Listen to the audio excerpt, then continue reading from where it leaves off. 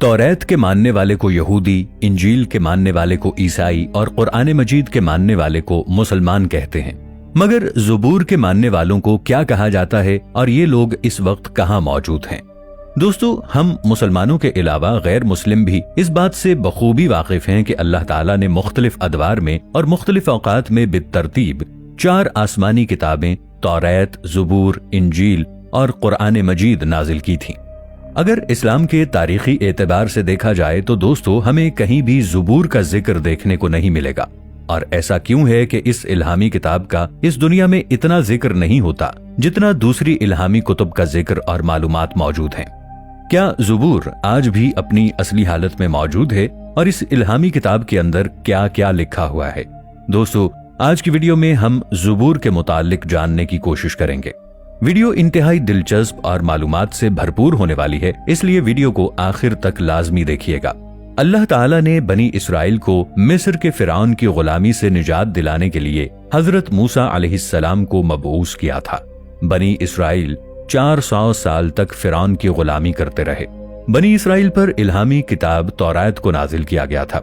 हजरत मूसा अलैहिस्सलाम बनी इसराइल को फिरौन की गुलामी से निजात दिलाने के लिए इस कौम को मिस्र से निकालकर कोहे सीना की तरफ ले गए।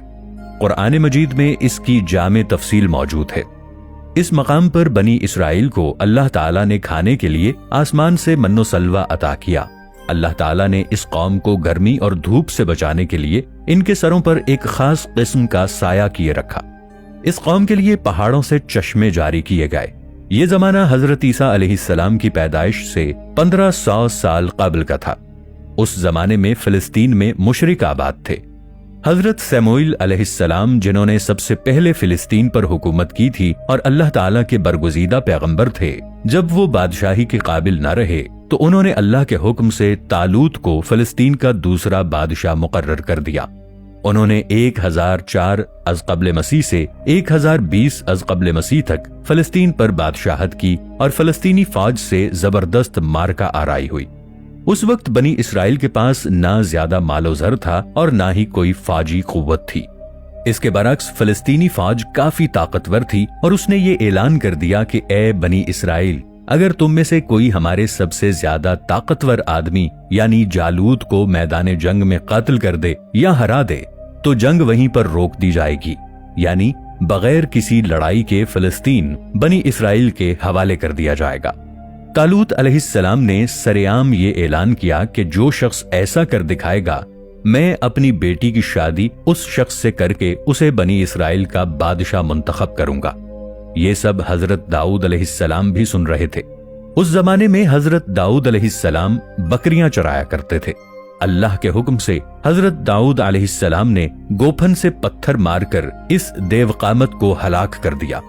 जालूत एक देवकद इंसान था। उसे मारना या हलाक करना काफी मुश्किल काम था। मुअर्रिख तबरी के नजदीक वो आदो सुमूद की कौम से ताल्लुक रखता था और उसने इसराइलियों को बहुत परेशान कर रखा था। हत्ता के तबर्रुकात और ताबूते सकीना भी बनी इसराइल से छीन कर ले गया। वादे के मुताबिक फिलिस्तीन बनी इसराइल के हवाले कर दिया जाता है और इस तरह ताबूते सकीना भी वापस आ गया। इस ताबूत में हजरत मूसा अलैहिस्सलाम और हजरत हारून अलैहिस्सलाम के तबर्रुकात मौजूद थे। हजरत तालूत अलैहिस्सलाम की वफात के बाद हजरत दाऊद अलैहिस्सलाम इस मुल्क के बादशाह मुकर्रर कर दिए गए। बनी इसराइल में इल्हामी किताब तौरात ही पढ़ी जाती थी। हजरत दाऊद अलैहिस्सलाम ने पहली मर्तबा बनी इसराइल के लिए एक इबादत गाह का एहतमाम किया। इस इबादत गाह से पहले यहूदियों में इबादत के लिए कोई खास जगह मुकर्रर नहीं थी। ताबूते सकीना को भी इसी जगह पर लाकर रखा गया। हैकले सुलेमानी हजरत दाऊद अलैहिस्सलाम के दौर में पाया तकमील तक नहीं पहुंच सका। हजरत दाऊद अलैहिस्सलाम के बेटे और हजरत सुलेमान अलैहिस्सलाम ने हैकले सुलेमानी की तकमील का काम किया। हजरत सुलेमान अलैहिस्सलाम के दौर में तामीर मुकम्मल होने की वजह से इसको हैकले सुलेमानी भी कहा जाता है। ताबूते सकीना उस इमारत में अहले बाबिल के हमले तक महफूज रहा। बाज तारीखदानों का कहना है कि अहले बाबिल इसे अपने साथ ले गए, जबकि एक राय ये भी है कि इसे आसमानों पर उठा लिया गया। इस वाक़ये के बाद बनी इसराइल ने हैकले सुलेमानी को दोबारा तामीर किया। बाद में रूमियों ने हमला किया और इसे एक बार फिर निशाना बनाया। उन्होंने इसकी जगह एक कलीसा की तामीर की।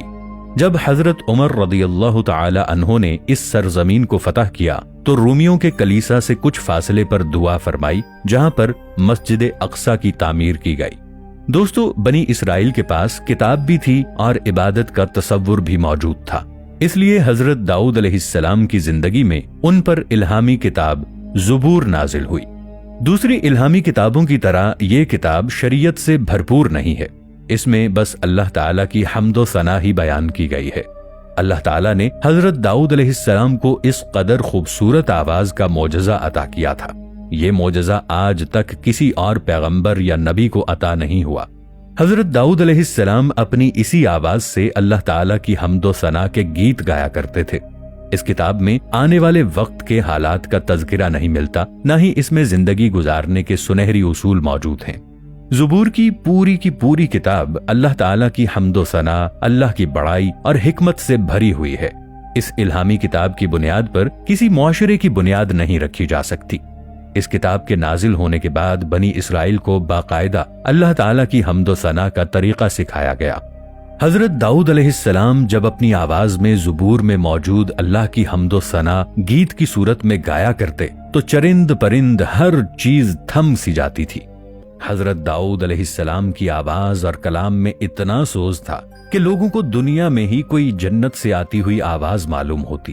بعض قرآنی آیات کے مطابق حضرت داؤد علیہ السلام زبور کی وجہ سے بعض دیگر انبیاء پر برتری رکھتے ہیں۔ احادیث کے مطابق زبور میں حضرت محمد مصطفیٰ صلی اللہ تعالی علیہ وآلہ وسلم کا ذکر ہوا ہے۔ یہ مجموعی طور پر 5 کتابیں اور 150 راگ ہیں، جن میں سے 73 گیتوں کی نسبت حضرت داؤد علیہ السلام کی طرف کی جاتی ہے۔ کہا جاتا ہے کہ سورۃ الانبیاء کی 105ویں آیت تورات سے بلا واسطہ نقل ہونے والی اکیلی آیت ہے جو اب بھی اس کتاب میں موجود ہے۔ بعض احادیث کے مطابق زبور 104 آسمانی صحیفوں میں سے ایک ہے جو 18 رمضان المبارک کو حضرت داؤد علیہ السلام پر نازل ہوئی، کیونکہ قرآن مجید فرقان حمید ہی وہ واحد کتاب ہے جو پہلے انبیاء پر نازل ہونے والی کتابوں کا لٹمس پیپر بھی ہے۔ زبور نصیحتوں، دعاؤں اور مناجات پر مشتمل تھی اور اس میں کوئی نئے احکام یا شریعت نہیں تھی۔ ایک حدیث نبوی صلی اللہ علیہ وآلہ وسلم کے مطابق پیغمبر اسلام صلی اللہ علیہ وآلہ وسلم کا نام زبور میں ماحی یعنی زمین سے بت پرستی کو ختم کرنے والے سے ذکر ہوا ہے۔ بعض روایات میں حضرت علی رضی اللہ تعالی عنہ کا بھی ذکر ہونے کا تذکرہ ہوا ہے۔ ایک حدیث میں ذکر ہے کہ اللہ تعالی نے اپنے پیغمبر محمد مصطفیٰ صلی اللہ تعالی علیہ وآلہ وسلم کو زبور کے بدلے دہرائے جانے والا سورہ دے دیا۔ صحیفہ سجادیہ کو بھی خوبصورت دعاؤں اور مناجات پر مشتمل ہونے کی وجہ سے زبور آل محمد کا نام دیا گیا ہے۔ بعض محققین کے مطابق قرآن اور مزامیر میں کچھ مماثلت اور مشابہت پائی جاتی ہے، جیسے بعض مثالیں دونوں میں ایک جیسی ہیں اور بعض حروف بھی دونوں میں ایک سے ہیں، جن کا ایک ہی مطلب نکلتا ہے۔ یہودیوں کی روزمرہ دعائیں، ہفتہ وار یا دیگر مخصوص ایام کی دعائیں مزامیر میں سے ہیں، اور کتاب مقدس میں سوائے اناجیل کے باقی کوئی بھی اسفار مزامیر کے برابر نہیں پڑھے جاتے۔ آج بھی بنی اسرائیل ہیکل سلیمانی کے اندر زبور کے کلام کو دہراتے ہیں۔